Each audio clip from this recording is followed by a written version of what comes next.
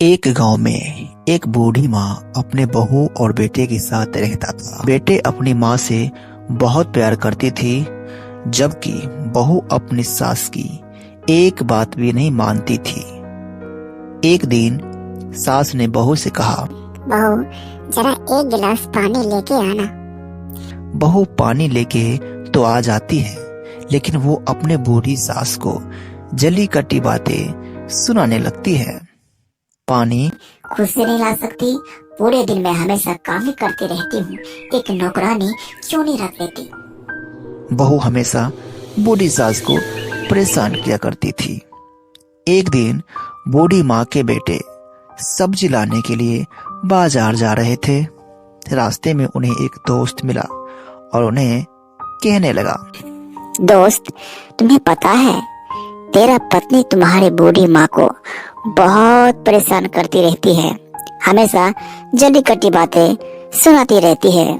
तुम्हारी माँ तुम्हें इसलिए नहीं बोलती कि तुम अपनी पत्नी को पीटने न लग जाओ।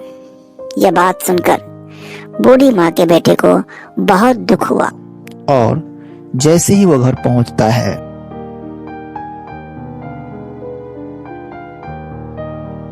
अपनी पत्नी को बुलाती है और कहती है, अगर तुम इस घर में रहना चाहती हो तो मेरी माँ तुम्हें जो भी बोलेगी वो तुम्हें करना पड़ेगा, और आज के बाद आइंदा मेरी बूढ़ी माँ को परेशान किया तो मैं तुम्हारे पिताजी को सारी बात बताऊंगा।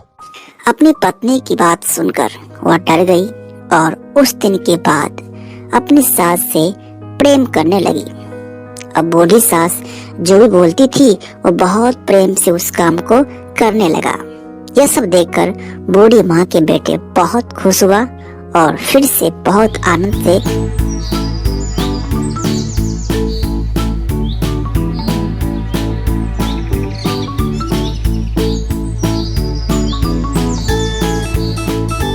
अपने घर में सास, बहू और बेटा जीवन व्यतीत करने लगा।